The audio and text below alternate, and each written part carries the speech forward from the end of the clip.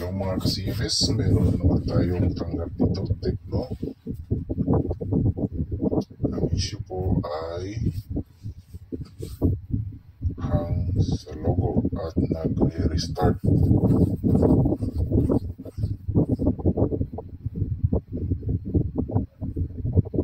Yan lang siya mga ka-CMS.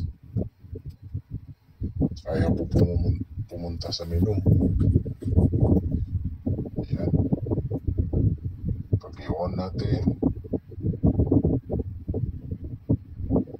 ganyan lang po ang lalabas.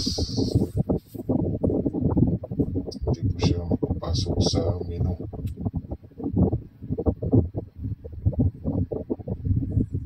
Ano kayang posibleng sira nito mga ka-CMS? Ayun, bumalik sa charging.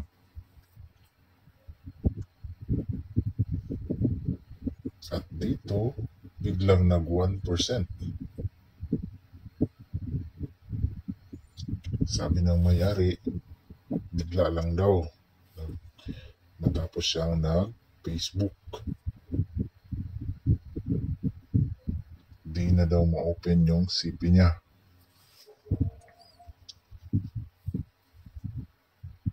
Ayan, restart ulit natin.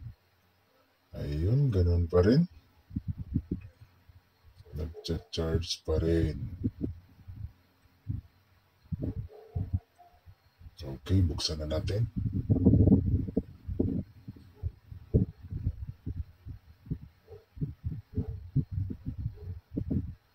Tingnan natin mga ka-CMS kung ano nga ba ang sira nito. Galin muna natin ang mga screw.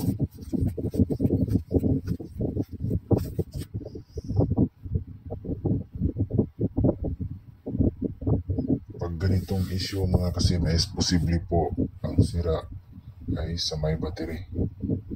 Kaya try nating jumper ang battery. Kasi ayaw siyang magpunta sa menu. Hanggang doon lang siya sa logo. Ito po ang kadalasang mga issue po ng mga Android phone ngayon.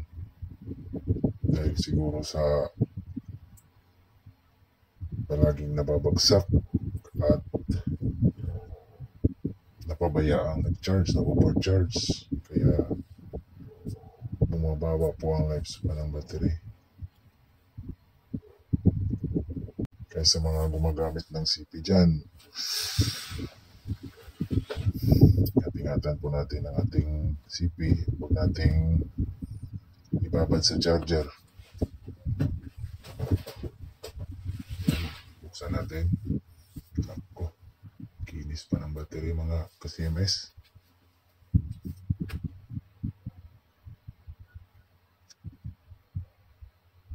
Ako pang gumalaw nito.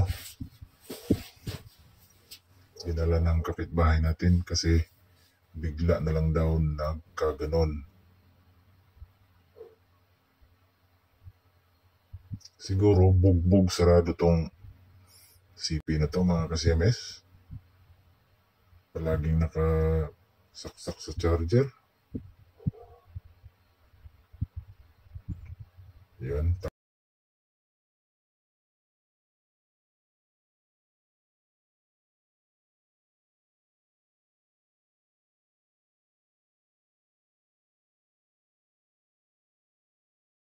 Lagyan po natin ng Amtech Flux.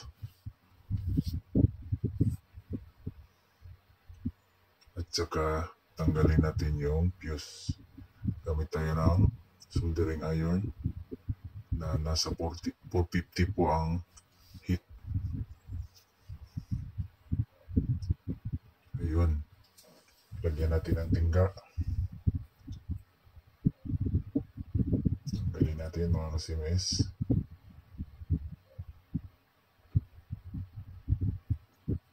I-zoom muna natin para mas makita nyo.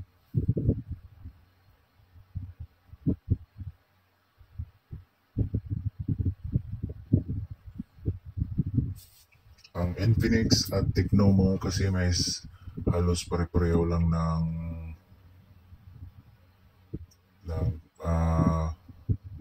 yung fuse nila, yung posisyon ng fuse nila, pares-parehas lang sa may bandang dulo ng connector ng battery. Yan, hininang natin.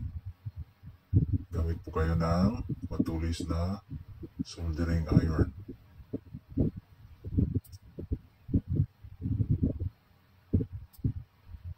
Yan mga kasimes, lagyan muna natin ulit ng flux para maganda yung pagkahinang natin.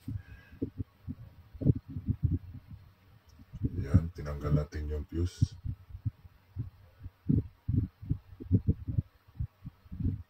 Tsaka idugtong na natin, i-jumper na natin ang linya ng fuse. Ayun mga kasimes. Napaka-perfect po ng pag-jumper natin. Pwede naman kayo gumamit ng jumper wire, pero sa atin, direct na mga kasimes, soldering lead lang gamit natin. Ayun, perfect na perfect, parang fuse din ang forma. Yan, tingnan natin mga kasimes kung anong resulta nito. Huwag kayong aalis. Marami na po tayong nagawang ganito mga kasimes, kaya tested po ang ganitong paggawa sa mga issue po na palaging nagre-reboot, nagre-restart. Ayan, saksak natin. Kanina 1%, ngayon tingnan natin. Pag hindi na yan 1% mga kasimes, sigurado fake charge yung nakita natin kanina. Ayun, nasa 82% pala.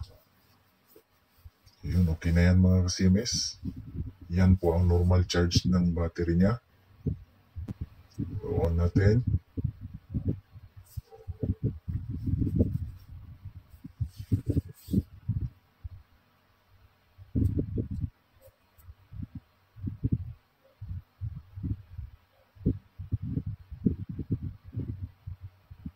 Yan, nag-on na mga kasimes. Kanina hindi yan lumabas. Ngayon lumabas na.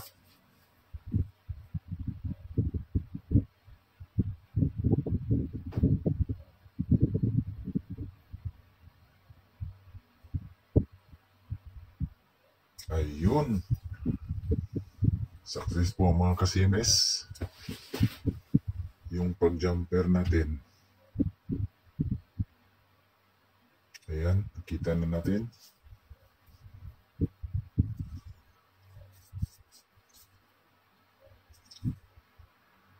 Ganon lang po mga kasimes. Pag meron kayong mga cellphone na ganon po ang issue, kung gusto nyo mag-DIY, ganon lang po ang gagawin nyo. Balik na natin mga kasimes kasi okay na po ito. Balik na natin sa may-ari. Ayan. Balik natin lahat ng mga screw.